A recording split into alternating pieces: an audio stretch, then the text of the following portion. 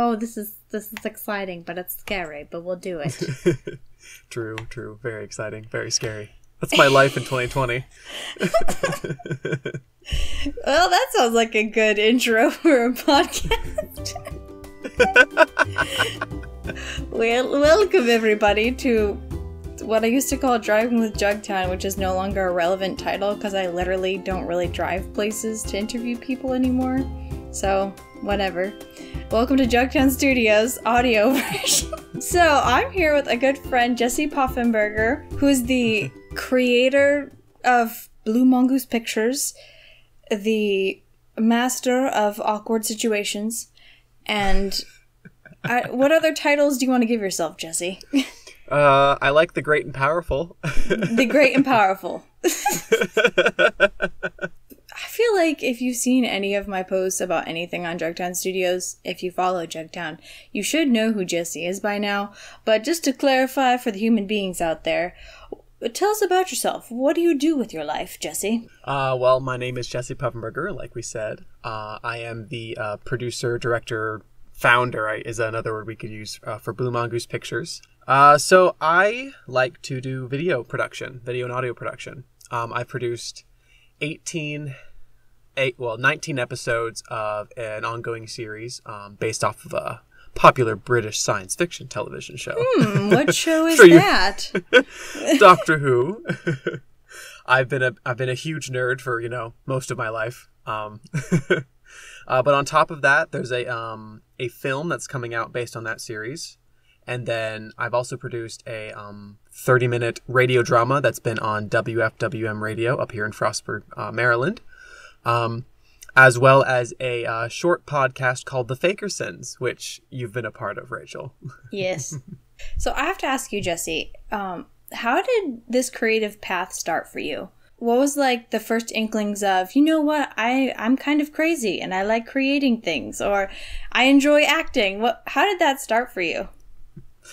Well, if we want to go way back, and I won't bore you with all the details, but I was that kid with an overactive imagination. I was one of those kids. Oh, I think always we all pretending. Were. Yeah. Well, I think I've been crazy since forever, but seems legit. Where the seeds really started, I think, was when I joined a Christian traveling drama group called YROC, which is Youth Reaching Others for Christ. I joined that when I was 12 years old. And then it was a bunch of different homeschool kids who came together to do drama. Since none of us were in school, we didn't have like a school drama club. So Tammy Miller and Vicky Cheek came together to create this drama group for homeschoolers.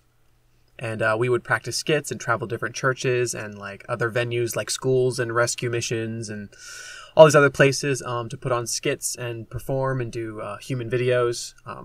That's where a lot of that started. I fell in love with theater then. I'd always liked going to see shows, like some of the children's shows that they had at like the Maryland Theater, like Seussical and Junie B. Jones. I remember going to those as a kid, like a small child. But it wasn't until I got to YROC that I really fell in love with acting and skits and being on stage and like being a part of a cast. So a lot of those seeds were planted there by Tammy and Vicky, which is really cool. Yeah, I think that's where I realized that I just loved storytelling as an active medium. I'm a huge book reader too, but something about like being on stage or watching a movie or being in a movie it's a very active storytelling device. So that's what I like. Is theater still a part of like what you do at all anymore? It was for a time. It still is. It's just nothing's happening right now. I'm currently volunteering with a youth group at the church I'm attending up here. And there's hopes and dreams to kind of launch fine arts with them, which would include for the church as a whole, not just for the youth group, but for the church as a whole, to launch more fine art stuff, which would include, skits and plays and human videos and things like that. So it's kind of like an in the process kind of thing right now. The groundwork's being laid as far as the connections I'm making, the people I'm meeting, and the prayer that's going into it. So we're kind of in limbo right now, if that makes sense. I feel like a lot of life is in limbo right now. Oh, especially right now. That's really cool, though. The biggest connection I have with you is because of Doctor What, your Doctor Who spin-off series. So I have to ask, how did the film part of your life begin? Was it with Doctor What, or was it something else? Yeah, Doctor What was my first foray into video production. So, and it's funny because it directly launched off of my interest in theater and my love for theater. Tell us the story. How did this happen? Yeah, so way back in spring of 2013, Y-Rock was coming back from a performance. My memory is kind of janky about where we were. I think we were somewhere in West Virginia, like around Inwood. Wasn't it like a pizza restaurant or something? Yeah. So we were back from performance and we decided to go out. A group of us went out to a pizzeria. And in that group included Sarah Schultz now. She was Sarah Miller then. Nathaniel Burkett and Nathan Yeager and Tammy Miller too. Just a couple of people who were part of that group. And we were talking over pizza about like how cool would it be if like there was like a Doctor Who stage play. And we were all big fans of the show at the time. Oh, that would be cool. Yeah, so we all connected over like how much we liked the show, and then we just started talking about, oh, that'd be so cool. And then of course you cast yourself in a project you're talking about, like, oh, you know, Nathan, Nathaniel, and I were like, well, we could be the doctors, and it kind of evolved into over the course of the conversation. What if we did something like poked holes in the tropes, like we have a doctor who regenerates like twice in the story, but the companion stays the same, as if like he just can't seem to keep his life together. And there was talk at one point of, well, someone could come out dressed in like a gold costume with like gold tassels and streamers and crazy stuff and be the regeneration. Oh my gosh.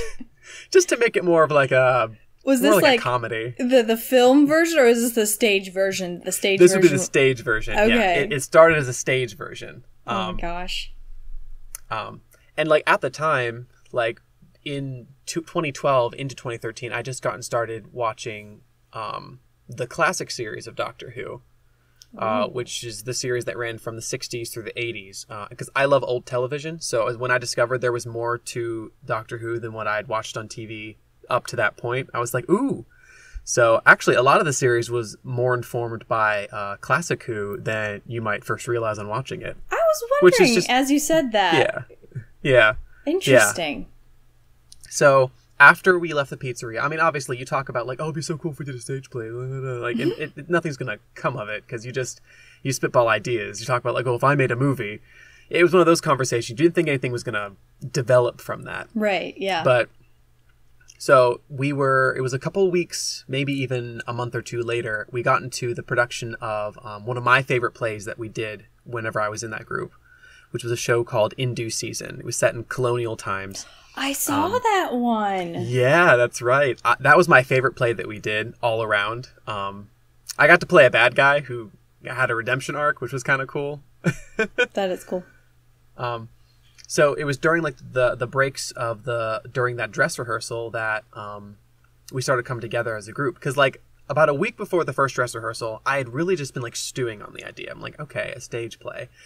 There's some limitations with that. That's going to be like this. We're going to have a space. We're going to have to make sure that we can, you know, if we want concessions, like, you know, you cycle through the things that you're used to having in a show that you've been in. You know, right. I'd been in a couple shows before then, so I was thinking of all the logistics that would take. Kind of like a mind sandbox. You're like, well, if we did this, you know, A, B, C, X, Y, Z. And then I thought, well, I kind of want to do this. Mm-hmm. So I started developing an idea, and then I thought, well, video might be easier.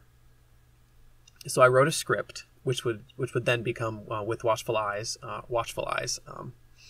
and I showed it to Sarah and Nathan and Nathaniel during the breaks that we had during the In Due Season production, and they were super into it. They were like, yeah, let's do this. It really took off because we got some other people involved from that show as well, including the Heist Girls, which would have been Janae and Skyla, as well as the Schaefer twins, Natalie and Rachel. So they were like, yeah, we want to be a part of it. So I finalized the script. I got it all done. During our end of the year cast party that we had after the show, I passed out flyers saying, anyone who's interested, we're going to start working on this. And on the 28th of May, I think, Yeah, that sounds right. The fact that you can even remember that, I'm just like, yeah, we did sometime in August and da-da-da-da-da. Well, I've been trying to keep a pretty good record because I'm the kind of person who goes, yeah, it was like last week I heard something and it could have been months ago. You know, it could have been years ago. I'm like, yeah, last week I heard it. Same. The struggle's real, man. Honestly, I have such a janky memory. I got to keep track of things. So it was on the 28th of May. We got together at Nathan's house, Nathan's parents' house. There was a group of like 20 of us to start. Oh my Just people who were interested. Not all of them were Doctor Who fans, but like, you know, we were all friends and they wanted to be part of the project. And that's really where the project was born, because we figured out locations, we figured out times, we had the casting done. Yeah, so it's cool how theater... I mean, it's not surprising, but it is cool to see how theater was like the launching point to get from being on stage to working with cameras and stuff. And that original group really got it off the ground and got me introduced to, you know, camera direction and, you know, working on scripts and rewriting scripts. I mean, a lot of the ideas that we had for series 1 ended up getting reworked or dropped or reinvented while I was even working on the writing of the series as a whole. So... fun fact, I had most of the series written when we were producing series 1. Are you serious? Yeah, most of it, yeah. Which is why it's cool that we were able to follow kind of a linear direction. I mean, things evolved and things changed, but the story itself, like, we kind of knew where we were going from the start, which I think helped a lot. It makes series 1, as rustic as it is, feel a little bit less aimless. You've obviously come a long way, because this all started... 7 years ago? Yeah, 7 years ago. So 2013. Okay. I was like, please brain, please work, please add the numbers. So you have been acting, editing, directing like this whole time.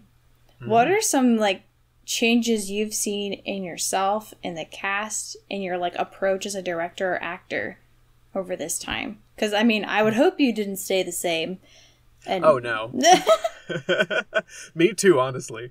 I think I've perfected... No, that's a strong word. Oh, we have perfected. That is a strong word. I take that back. I've definitely improved and smoothed out my processes for sure. In the beginning, we were writing and... at least initially, not really taking into account like what our limitations were. And I think the biggest strength that we had was even within the production of the first series... I came to realize, okay, I have to write to our strengths and I have to write around our weaknesses as a production because, you know, we didn't have any money. We were a bunch of American theater kids putting on our best accents, however varied they might have been. Like, yes, we are British. Yeah, oh, not in the slightest. It's the question no one asked. What if a bunch of American theater kids tried to make Doctor Who in their backyard? The question is, would BBC be enthralled that these American theater kids would be so excited about this, or would they be disgusted with our accents? I'm not going to want the answer to that. I don't think I would either. I don't think I want to know. As far as just improvements, I think the latter half of the series, you can tell that the writing gets a little bit more consistent. We start paying attention to different things. Honestly, I think it's about a lot of polishing because I think our initial group just had a lot of talent, but a lot of it was unrealized. And so it took time to pull out like, okay, we are good at this. We just had to come to a place where we could exercise how good we are at this or develop into that.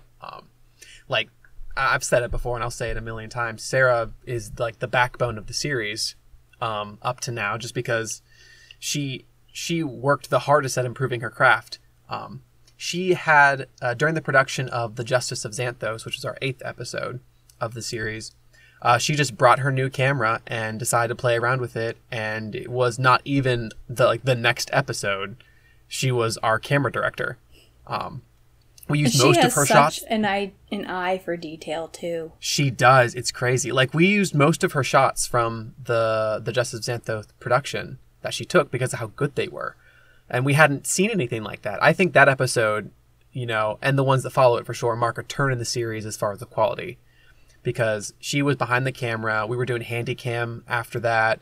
Sarah was kind of in charge of that. especially when I got out from behind the camera and got in front of the camera to join you in the principal cast. Yeah. Leaving it in her hands, she definitely has a style that that blended very well with my directorial style.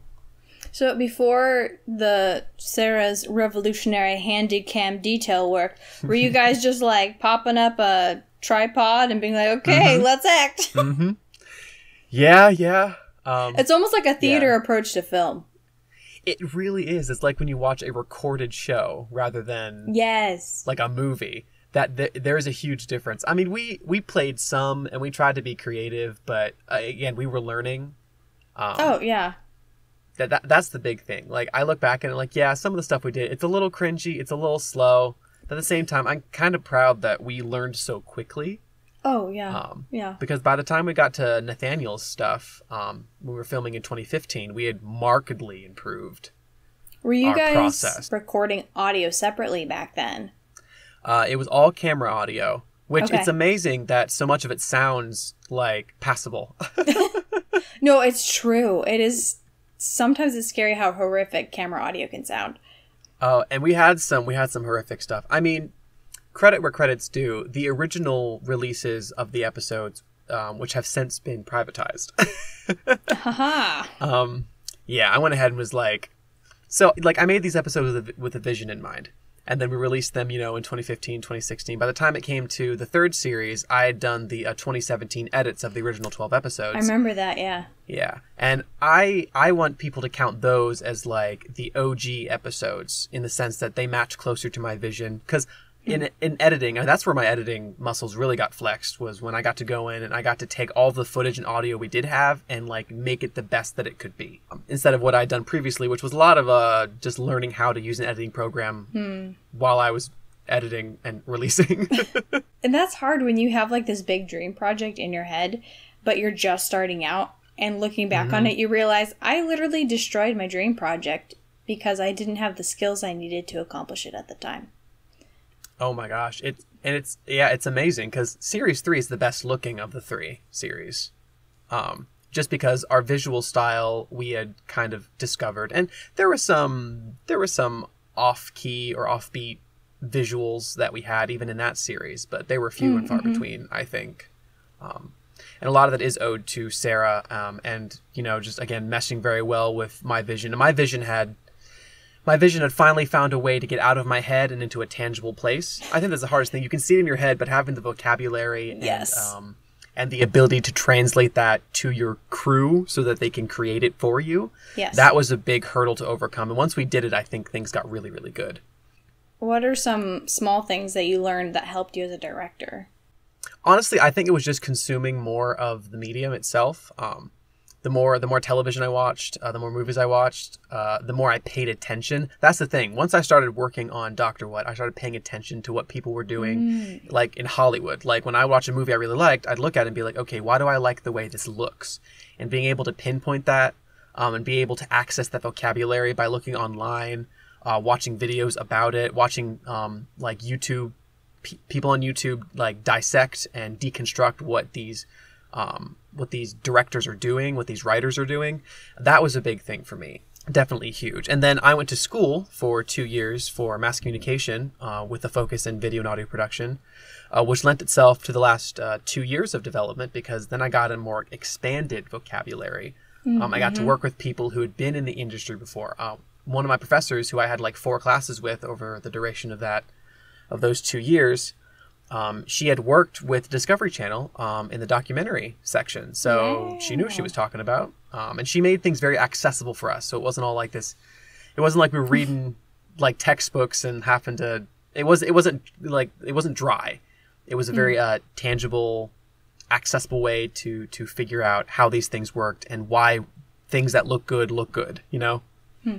So education helped, and then just if you want to be good at something, interact with it. Like, you'll never get good at an instrument unless you play it.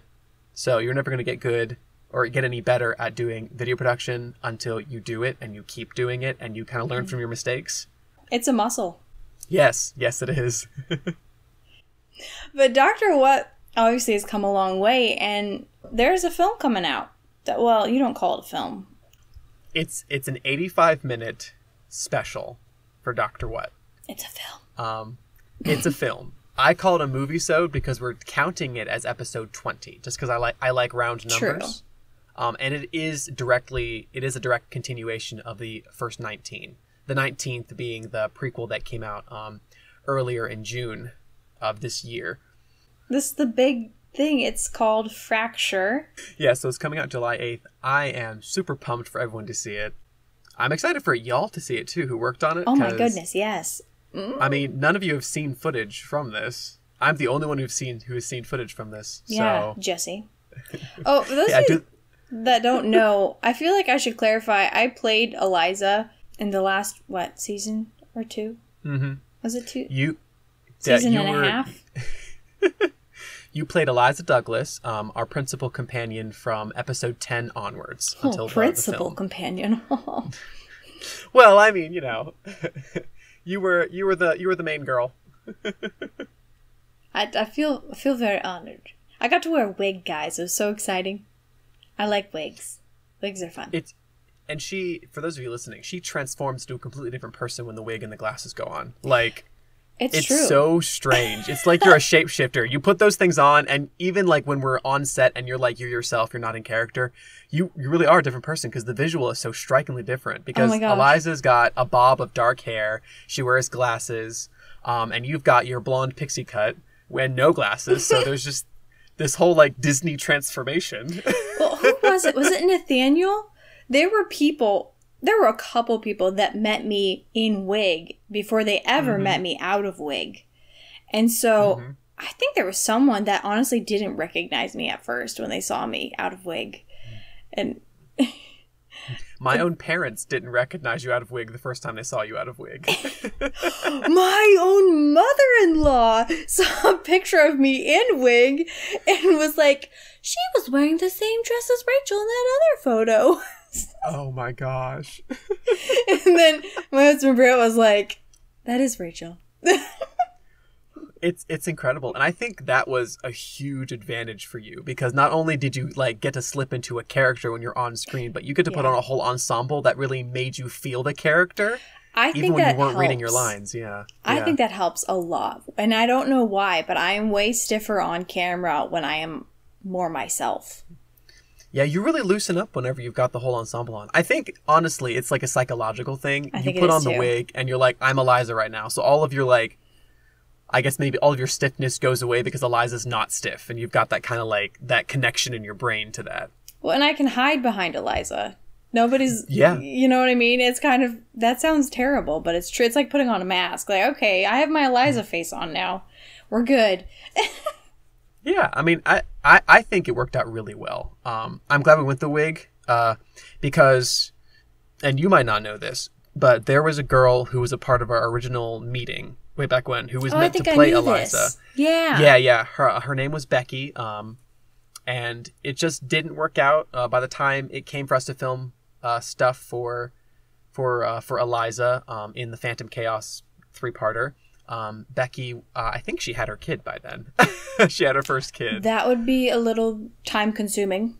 Slightly. Yeah, so, being a mom, it's real important and it takes a lot of your time. A little bit. So it's totally understandable. And she was super chill about it too. And I said, I know we plan on doing this, but, it would be okay to like cast Eliza as someone else. And she was chill about it, if my memory serves. Because I did talk to her about it. She's going to listen to this podcast and be like, no, I hate your guts. Yeah. Becky, if you're out there. He's sorry still. Honestly, I'm so glad that we ended up going with you. It was a serendipitous kind of thing where it's like, oh no, what are we going to do about Eliza? Because, Becky's got to be a mom and, to take care of those responsibilities. And like, totally understandable. But that left me having to recast the role. And, I mean, we had met before that and talked about some things and just kind of chillaxed and got to know each other. Was that the awkward Starbucks chill time thing? Yeah, I thought that day was fun. It definitely had its awkwardness, but I had a good time. No, it was fun, but it's also like, I don't know you. Huh. Yeah. Yeah, I'm glad Sarah introduced us, though, for sure. I am so glad to. because that led to a lot of cool collaboration. I know that I got to work a little bit on the set of Olema, which was Rachel's 2018 film that you should already know about if you're a Jugtown fan, which is a wonderful film, and I will gush over this film until you make something else with Olema that I can gush over. Oh, my goodness. I want to so bad. I feel like my film muscle has not been used in a very long time. My editing muscle has, but not my filming one as much. So, need to bring it back. If you do, I mean, I can provide voiceover stuff. I mean, I can make graphics. I mean, I'm on board. Awesome. Okay, well, this is just so the world knows, you're witness now to the fact that Jesse told me he's on board. So I am.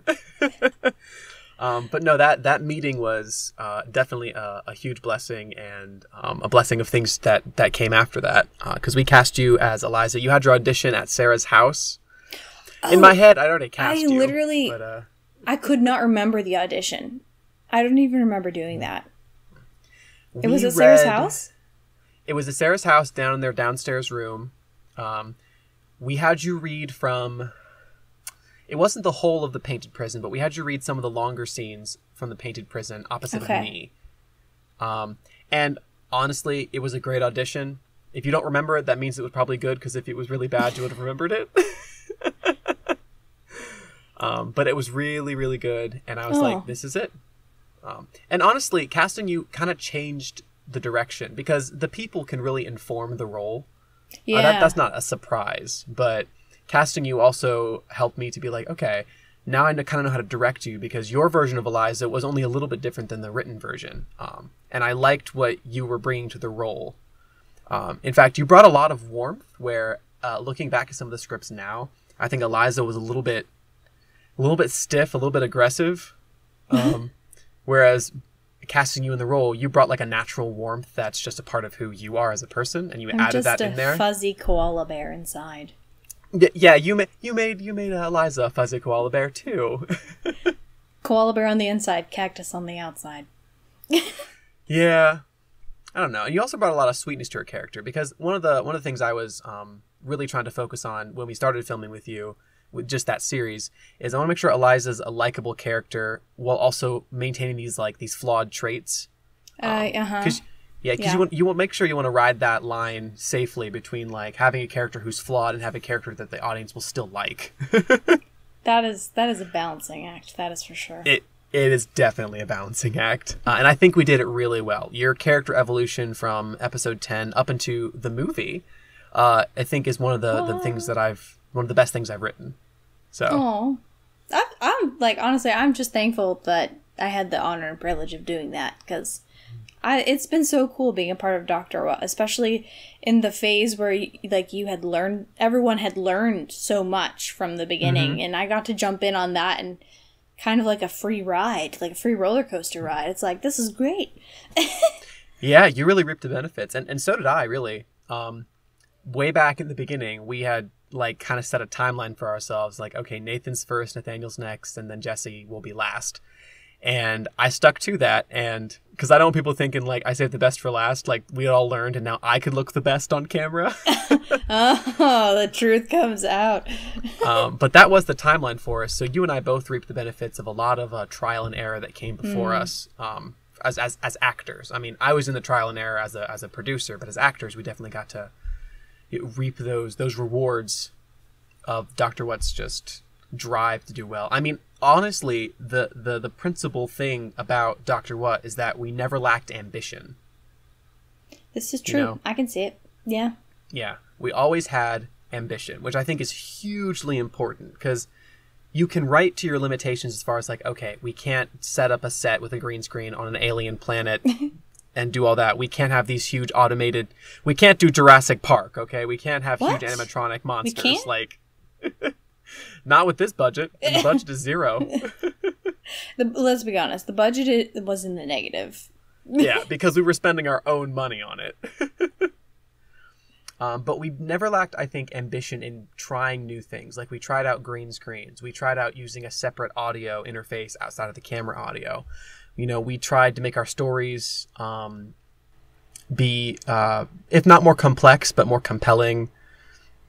really grow the cast, the crew, work with cameras. I don't know. It's just a lot of it was just ambitious, and I feel like that's what kind of Dr. What gave me the confidence to go on and do these other projects that I worked on. Because I was like, yeah, if I can do this, then I can kind of branch out and do radio, which I have now done. So I guess Dr. What was that springboard, that launching point to say, well, I can pretty much produce anything if I put mind to it and work to my strengths. I'm really excited about seeing the film, and I hope you guys all enjoy that are listening, because I haven't seen it, but it's going to be awesome, and it's going to be great, and I'm so excited. But just quickly, what are some other things you've worked on, Jesse, besides Dr. What? Well, like I mentioned earlier, I worked on a podcast short called The Fakersons. It's episode 1 of The Fakersons, so there's a hope and a wish and a dream that we might do some more. But, we'll have to see about that. But The Fakersons was an 11-minute podcast story about a family of criminals. The premise being that the Pop, who is, well, he's a couple kinds of fun crazy, went to the courthouse and adopted a bunch of stray criminals to be his children. They're adults, by the way, over the age of 18. And the parents, aren't the parents in their 20s? Isn't that the whole setup? As a couple in their 20s adopt some 20-year-olds? Yeah, so they adopt people their own age. And it's a hilarious thing where there's a girl who's got like a black market website, a felon and his unconfirmed twin sister, she's the coolest character in the whole thing. Yeah, she's attention starved, what she is. We have a strange character called Satine, who may or may not be a cult worshiper, but it's kind of it's up to interpretation. Oh my gosh, I shared that, maybe mistakenly so, with one of my drama classes, and I had students quoting that to me. Yeah, listeners, you should definitely check it out. It's a fun laugh. You can hear us having a good time. I think when you can hear the cast having a good time, it's good work. It's messed up in the best of ways. It is. The other audio project I've worked on, because in the recent years I've branched more into audio because I kind of want to dip my fingers into that pool of production. I also produced a 30-minute drama called Doorways by the Sea, which is another potential pilot. It's got time-traveling doorways. It's got a mysterious trip to some islands. It's got a sneaky subplot that gets hinted at during the end of the episode. And it actually it was written just for a project at school, but I wanted to invest myself in it fully, so I wrote it as if it was like my own standalone thing. And the department chair of the mass communication department, the department chair of mass communication heard it and talked to the people who run WFWM, which is a local radio station, to have them put it on the air. So in June of last year, it actually broadcast for people to listen to on the radio on that channel, which was really cool. We got really good reception about it too. Oh, that's awesome. That's so exciting. Yeah, I was pretty proud of it. I was able to pull from the theater department at Frostburg as well. So theater kids are just the best people to work with, in my opinion. They're so kids, fun. They're college students, but I feel like you're a theater kid your whole life. Oh, that's absolutely. The term. Once a theater kid, always a theater kid. Oh, you so right. I also produced a song with you in that meantime as well. We've done a lot of projects, man. We have. I mean, I wanted to branch away from doing just Dr. What, because I know there were other things that we could do, more original content, which was cool. Producing that song was a lot of fun. Again, it was for another project, but I always had the mindset that with certain projects, I thought, you know what? I'm going to produce this as if it was going up on my channel because I wanted people to see it, not just for a grade. And I think that really benefited me in school, but also to have these productions. Because between the release of the last series of Dr. What and the upcoming specials, the only things going out for 2018 and 2019 was my audio work, which I was pretty happy with. So I can say that I've consistently had work produced and published every year since 2015. So that is impressive. I'm pretty happy about that. But that's the other stuff that I've worked on. I'd love to expound on The Fakersons and Doorways, each of them, eventually. There's no guarantee that'll happen. But it's something I've got like pocketed right now, because with audio, it's very easy to revisit some things. Yeah, absolutely. I have to ask you, I don't know how to do intros and segues, so, words, whatever. Just say the word segue. Segue. Is there anyone, Jesse, that has influenced your work or inspired you as a creator, whether that be film or audio or otherwise? Like, who is it you're like, wow, I love their stuff. I want to be like that. To tell you the truth, I don't think I can think of anyone specifically. I mean, I consume a lot of media, so sometimes it all gets blended in. I don't know if I have a specific hero or someone that I admire more than anyone else. The people who have written for Doctor Who, I admire for how creative they can be, and how ambitious they can be. From, back in the 60s to the modern series, they were all about trying new things and pushing their limits, sometimes to the point of silliness in the old series. An example being that they dressed a monster up in bubble wrap because it was new. Like, bubble wrap was a new thing, so people didn't recognize it. But you look at it now and you're like, that's just bubble wrap spray painted green. But they weren't afraid to test out new materials, and I don't know. I think I'm more inspired by like writing crews. I also love the TV series Stargate SG-1 specifically, Stargate Atlantis. How did I not know that you liked that series? Oh my gosh! I'm currently finishing SG-1 right now. I've been binging it since the quarantine started. It's so good. I love that series. I think a lot of my my radio drama Doorways was inspired by Stargate, even just because of the wormholes and the traveling doors. Yeah, I can see it. I definitely have a specific genre I like to invest myself in. Science fiction, but like with a hint of that like whimsy. I could see it. Yeah. Yeah, like with Stargate, Doctor Who, shows like Warehouse 13 and Eureka, other things that I've really drawn a lot of inspiration from. They've got that like, it's sci-fi, but also there's like soft sci-fi. Yeah. It's kind of magic, but the magic is based on a science you just don't know. Yeah. And it's a sandbox. All of those TV shows to me represent just like a sandbox of ideas. That's why Doctor Who is so appealing, because I can set my own sandbox up and be like, I like this idea. I like this idea for a monster or a story or a genre.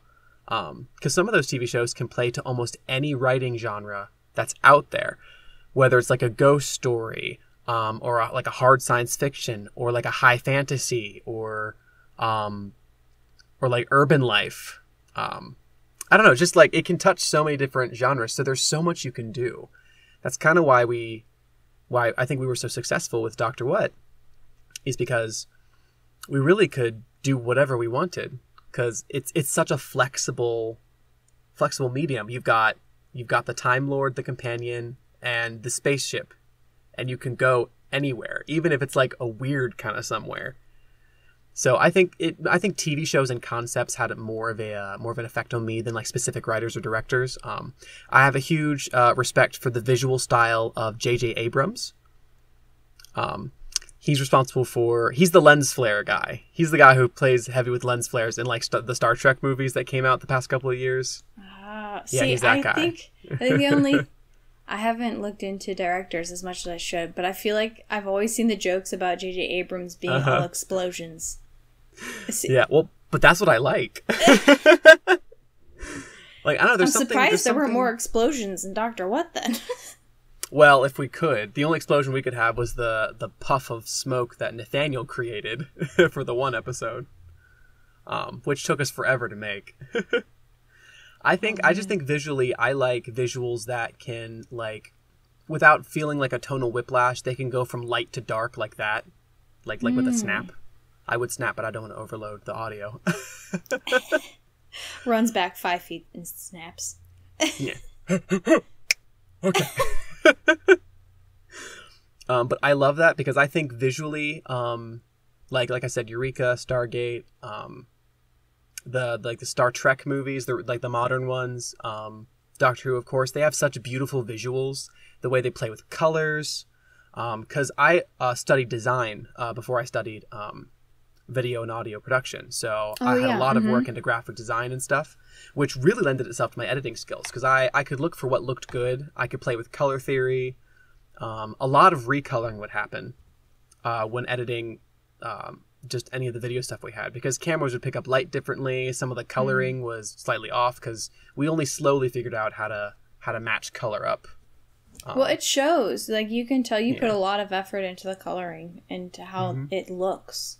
Yeah, well, it matters because it feels less of like a jump cut when you go from a shot that's like mostly tinted warm because of where you are, and another shot that's tinted cooler, and but like it's in the same scene and it's the same like set of dialogue. You get like visual whiplash, and so when you bounce the color out, you don't feel like you're jumping back and forth as much because the colors they blend themselves together. And it keeps you engaged without like breaking that visual flow. That's a good word for it. The visual flow. So yeah, I've mostly been inspired by the mediums I've consumed. I've read a lot of books too. A favorite series that I've been waiting to kind of revisit would be like the Hunger Games. Oh, I'm not sure I expected you to say the Hunger Games. I really like the Hunger Games for sure. I can't attest to them having very much of like an effect on the writing of Dr. What, but the characters in that I feel like are very well written. Like I could probably make a case that Katniss Everdeen is a pretty good like base template for some of the characters that appear in Dr. What. A base template. But yeah, I've been a huge reader. I love reading books that have also been written for a TV series, like Doctor Who, because there's been there's so many. There's probably over 200 novels by this point. Oh my goodness! Well, they've been writing books since like the early 90s. So are they all canon? They are if you want to be. I know some people are pretty staunch about what constitutes canon in a given TV series. I used to be super like, if it's not in the TV show, it's not canon. But now I'm like, if you like a story and you want it to like matter to like your personal canon, then sure. If that's what you like, if that helps you with the world building of a specific story, then yeah, go for it. There are some that I really like that I'm like, yeah, this totally happened. I mean, it's fiction, so you can kind of decide for yourself what matters, because I also like listening to Big Finish. They produce a lot of audio plays for Doctor Who, Blake 7. They did some Stargate ones. They did some for Sapphire and Steel, which is an old sci-fi one from British TV as well. And they're just fun to listen to. I put a lot from Big Finish too, because their writing style is also really heavily based on character, because with audio you kind of have to heavily based on character. Yeah, you do. Because if you're going to sit there for 30 minutes and listen to the people in doorways, you better like them, or at least be invested in their character, even if they're not likable. Like, you've got your likable character and your character who's got like a chip on his shoulder, but like their dialogue and the way that their character's chemistry works and their actor's chemistry, that's what makes it interesting.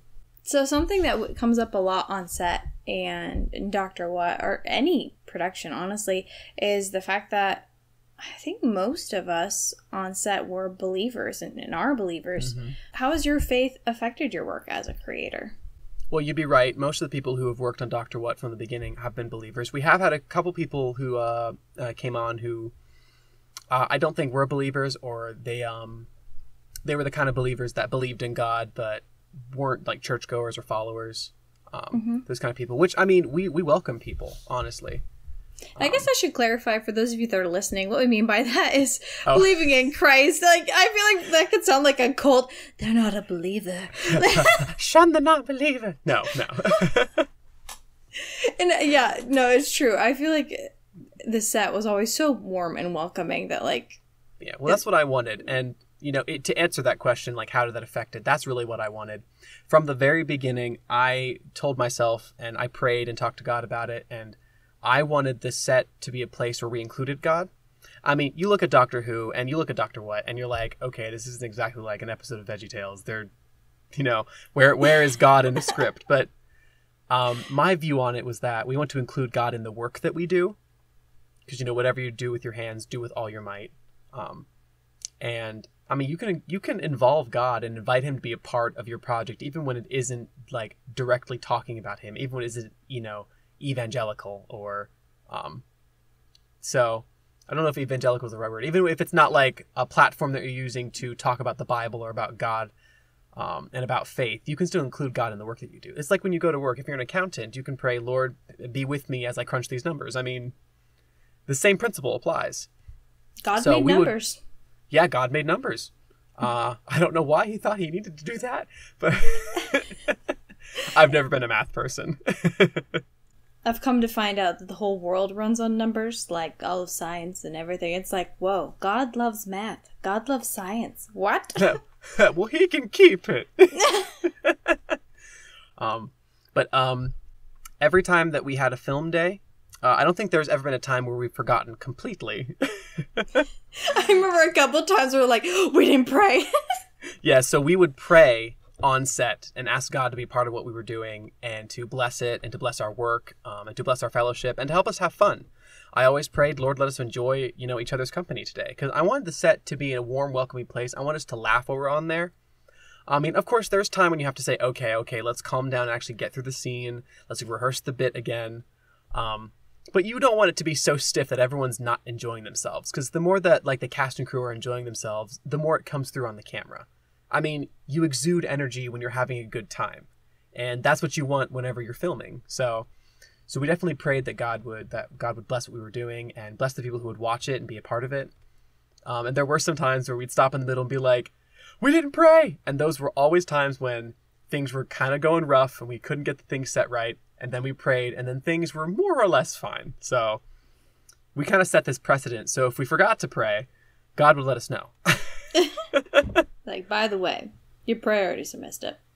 Yeah. So we definitely prayed. I know for me as a content producer, I mean, I wrote and produced all of the content that's on Blue Mongoose Pictures right now. I think the one thing that was a true collaboration as far as writing was working on the song with you, because we both wrote that together. Mm-hmm. But Doorways, Fakersons was more collaborative too, because we all pitched in a whole bunch of ideas for that. But Doorways and Dr. What, those were all coming from my hand, my brain, my heart. And I've always had the mindset that when it comes to producing these works, you don't have to include everything that Hollywood tells you have to, that Hollywood says you have to include. There doesn't have to be sex, drugs, and violence. There doesn't have to be things that would cause your brothers and sisters to stumble. And of course, that threshold is going to be different for everybody. But I definitely kept Dr. What family friendly, so that my friends who were still in Wyrock, who were still high schoolers going through the program, who I was friends with because I volunteered after I graduated, so they could watch it and they could watch it with their siblings and their parents, and no one would raise an eyebrow and be like, Jesse, why did you include that in there? Because when it comes to being ambitious, we pushed a lot of envelopes as far as what we could do as a production team, what I could do as a writer, what we could do on set visually as far as practical effects, and then in editing with visual effects. But there were envelopes that I don't think as a creator that I need to push, how sexual can we make this without crossing a line? That doesn't really cross my mind, because that's not something I want to do. That's not something I'm interested in as a writer. I don't know what Dr. What would be like if that had been part of it. Well, even in the main series out there, I mean, they drop a lot of sexual innuendo and stuff. And that's technically still family friendly according to the BBC standards. But even that stuff, I leave all that stuff out whenever I write. I'm like, it doesn't enter my process. And I've had to have people tell me this is a little bit kind of on the edge of something, and I was like, oh, okay, well then we'll just fix it. So that didn't happen too many times, but it is good to have that accountability of your friends to look at a script and go, you might want to adjust that wording a bit so it sounds like what you're trying to say is more clear, so people won't take it a different way. Mm-hmm. Because that does matter to me, because I think I enjoy watching TVs and watching TVs. I enjoy watching television and movies and listening to audio that doesn't go so heavy on relationship, on romantic or sexual relationships. I find that when writers work on their characters without including those elements, it's actually more interesting, because you can delve more into the character's backstory, their history, their likes and their dislikes, their moral standing, their philosophy. Those are more interesting to me. So I think even leaving that out, it wasn't so much it as much as it was a personal faith decision that I made. It also made me write my characters with developments that had to go without those things that you're so used to seeing on TV. Mm-hmm. Which I think my characters benefited from that.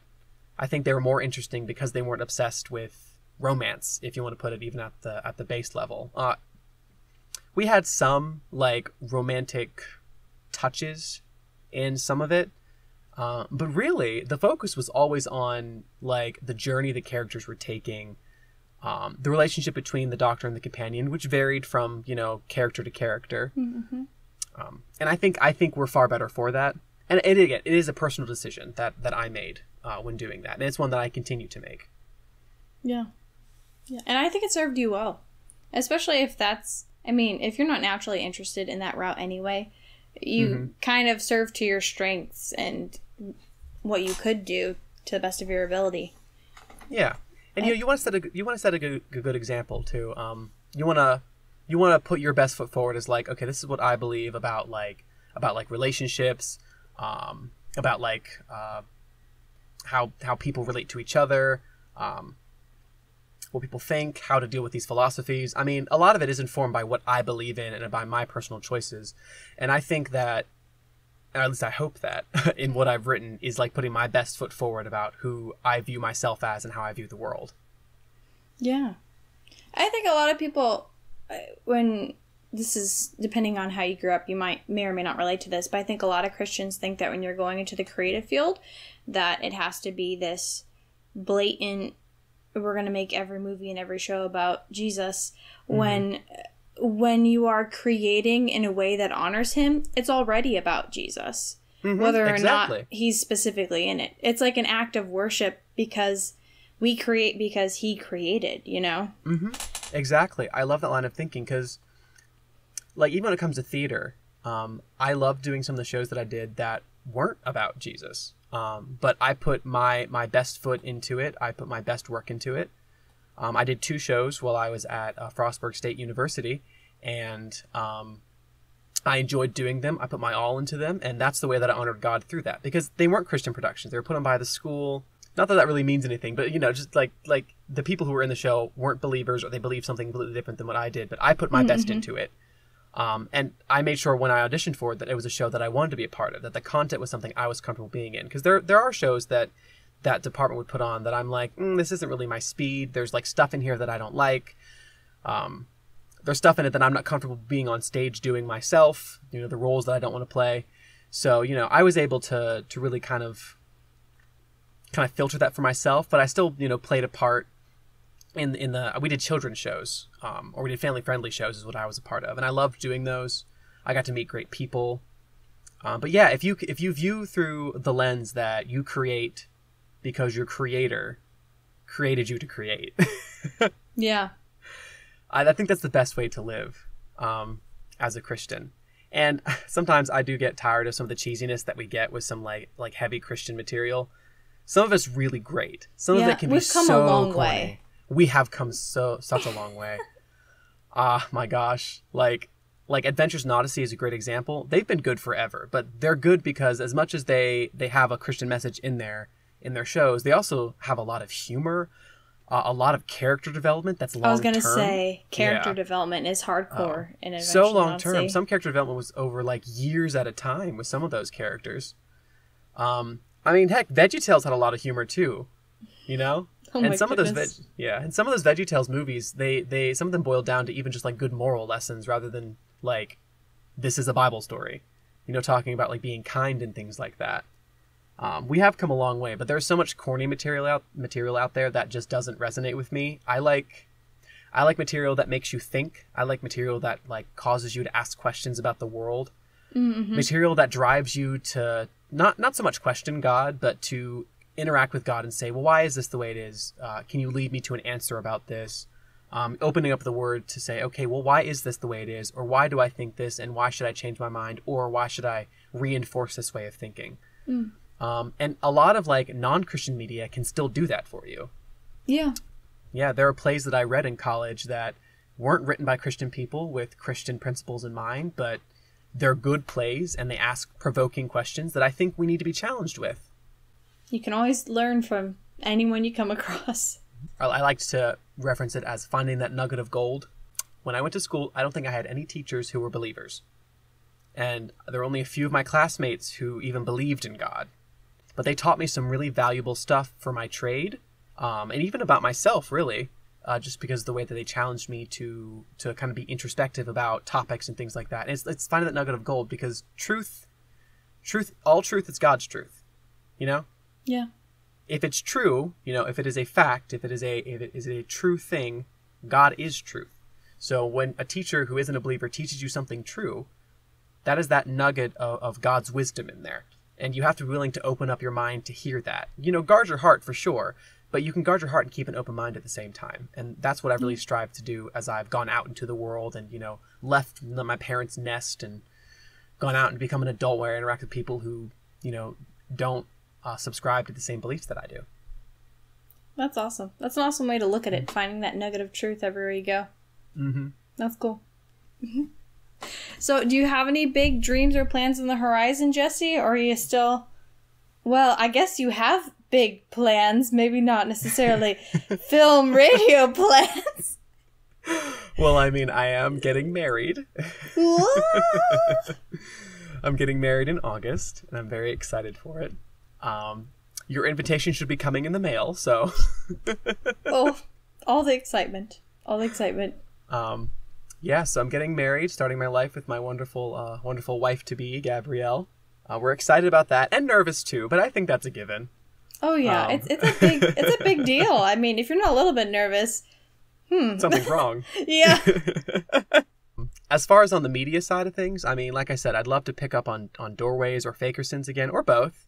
Now that with the film coming to, you know, everyone watching it, that kind of ends the 7-year, you know, vision that we started, you know, way back in the spring of 2013. It kind of is the culmination of all that storytelling. So anything is possible now. We could go on to produce anything. And I'm living in a new area now. Well, I've been living here for a while, but I've, you know, since the production of, you know, the last bit of Dr. What, I have moved and am now permanently staying in a new place. So I'm kind of excited to like branch out and see what kind of people I can pull on for projects from around here. You know, kind of broaden my network of people. Yeah. I mean, I'll never forget my Dr. What people. We're friends for life, whether you like it or not. Oh man. I know it's a huge disappointment, but what can you do? This is a burden I'll be lifting up to the Lord on many an occasion. Yeah, I mean, I'm just excited to create. I'm always excited to create. I write all the time. There's just stuff that I write that it may never come to anything. That's the craziest thing, though. Way back in the beginning, whenever I first started my journey just as a videographer, outside of Dr. What, because so many things came after that, but way back in the beginning, I had no idea. I had no expectation. I had no vision of what this would become, of the people I would meet, of even getting it done, because I was that kid that would start things and never finish. So it's deeply satisfying to have finished one huge, like, years long project, and to have it become something I never would have foreseen. It's just cool. Crazy how when you ask God to be a part of it, when you ask God to be a part of your work, He'll bless you in ways you don't expect. So much of this was so unexpected. So much of this was just, all right, here we go. And then the results were just more than I ever could have hoped for. It's been an incredible journey. I'm sad to see this chapter of the journey end, because, you know, we're all moving on to different lives. And as much as we'll stay connected, some of that stuff we had, you know, in Dr. What, it'll become nostalgic. And that's a good thing.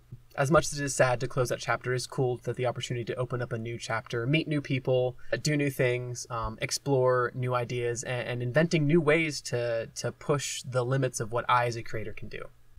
Final question for you, because we are hitting so much of a time limit here. Do you have any advice for anyone that's maybe starting their creative journey?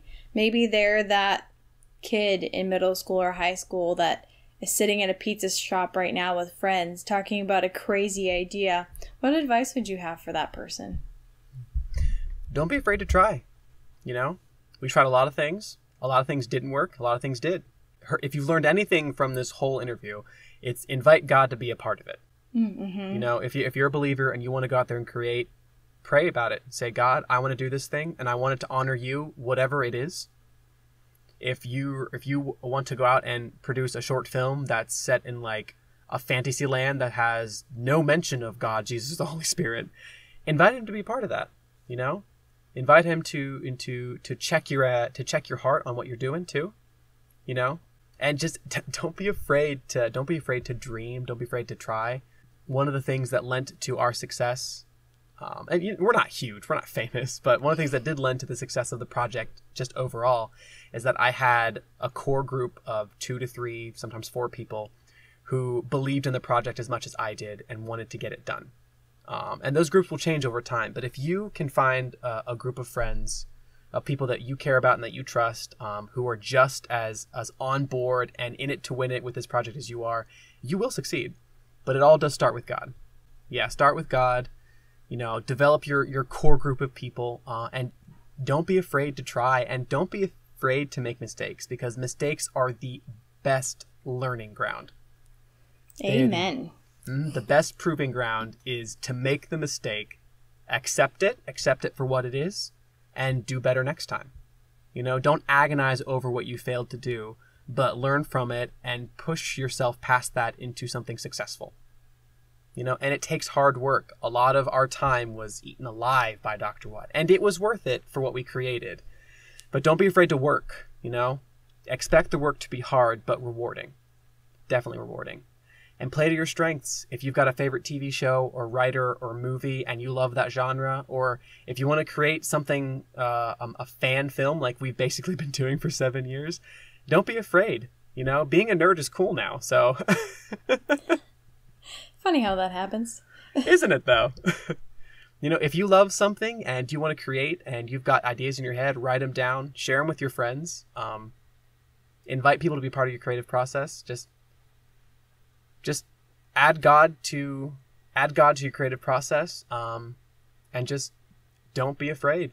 Don't let the limitations stop you. Work with them. You know, create something wonderful out of nothing, which is basically what we did. So it's totally possible. And anytime you doubt yourself, your friends should be there to remind you. You know you've got a good group of friends when they encourage you to keep going. I know that's what I needed many, many times. As long as God's at the center of it, those people will come to you and that project will get off the ground. And it may turn into something you'd never expect. So don't be afraid to be flexible too. I feel like I just got like the ultimate push of like, go create things talk. Motivational speech. That's the phrase I'm looking for. Listen, I need you to create more Olema stuff, so this was all for you. Oh, I know. The whole interview. This is all for me. Look, I am craving Olema stuff, okay? Oh, man. No, seriously. I need to make this short. But see, I'm so jealous of your ability to pump out scripts like a maniac. Like, for those of you that don't know, Jesse wrote all those scripts for Dr. What. And I did. Fagersons and Doorways and everything. And he's insane. And it took me forever to write Olema's script, which, looking back on it, I would change so much about Olema's script, audio, visuals, all the things. But, I mean, like he said, mistakes. You learn from them, and it's great. But, Oh yeah, the mistakes we made in Dr. What, I wrote myself out of so many mistakes. So what you need to do, Rachel, and this definitely is for you, okay, is keep writing. If there's something you didn't like in Olema, write something different that goes on top of it, you know? That's basically what I did with some of this film, was kind of like correcting some mistakes or acknowledging some of the plot holes I created. So you were just applying written Band-Aids everywhere. I'll do it. I'm not ashamed of it. It is part of the learning process. I'm not a professional. That's another thing. I act like I'm a professional, not to like be arrogant and be like, oh, I know what I'm doing. But like when I do my work, I'm like, okay, if I'm working in a Hollywood studio, I want this script to look good. So yeah. You treat your work like it's professional, because that's how you make professional work for yourself. It's really, really important to remember that. Yeah. Because if you can't take yourself seriously, who else will? Exactly. You know, you don't have to take yourself too seriously, but know that it's important to you, you know? Like, this script is important to me. I want it to be produced, and I want it to be fun. You can have both. they're not mutually exclusive, you know? Yeah, and everybody's process is different too. Where I can crank out scripts because that's just a specific talent that God gave me to just be able to write and get the ideas out there. And that itself was a process to where I got to the point where I knew what I wanted. But some people like Sarah are just really good at like camera. Yeah. Some people are phenomenal actors, you know. They might not be able to write the script, but they can sure as heck take the script and just go ham with it. Yeah. So everybody's process is different. If you can't crank out 4 scripts in a week, I mean, you're like most people. You're normal. Everybody's got different strengths. You know, once you find what yours is, play to that. You know, make everything curve toward that, because when you play strong, your work is strong. This has been a motivational speech with Jesse Puffenberger. I have a lot of feelings about this. I've had years to verbalize these feelings that I have. And they're finally coming out. I gotta tell you, I will not lie. I have no shame. I've wanted to be interviewed just for the sake of being able to say some of the stuff that's just been on my chest for years now. To be like, I want to vocalize this, but I don't have a medium for it. And so now we finally got it. You gave me the perfect outlet for this. So I guess to cap it all out, watch the film if you haven't already. Yeah, seriously, go watch it, folks. Fracture, it's awesome. I haven't seen it yet, but it's great. And Rachel will let you know in an updated podcast what she thinks of the film. I'll give my full-blown review about how terrible it is. No. It better be. It's like, these are all the mistakes, all the flaws, because I'll be writing them down and be like, oh yeah, you're right. I could do better. Like, oh, no. Writes furiously in a notebook. And this is where like the tears are going to down your face and learn from my mistakes, learn from my mistakes. Don't be afraid to cry. I know I have cried over these projects. Oh, we all have. We all have. Oh, so true. Well, thank you so much, Jesse, for coming on the show and giving up who knows how long of your time. I appreciate it. And this was fun. I would do this again. Excellent. We'll have to find another excuse to get you on the podcast. Thank you so much for having me. Thanks everyone for listening. This has been a lot of fun. I hope you all follow your dreams and ambitions and create awesome stuff. And I want to see it. So create and then show me, because I like things. Oh, where can they find you on social media, Jesse? You can find me on Facebook. Blue Mongoose Pictures is the name of our Facebook page. We are also on SoundCloud under Blue Mongoose Audio, which is where you can find The Fakersons. That song that me and Rachel created called Bicycle Dragons, that is linked from her SoundCloud to mine. Also, I said Fakersons, and Doorways is on there as well. And of course, we're on YouTube at Blue Mongoose Pictures. When you search us, you might find pictures of Blue Mongoose bicycles, but that's okay. It's an honest mistake. It happens. Go find him, go watch the movie, and thanks for listening, guys.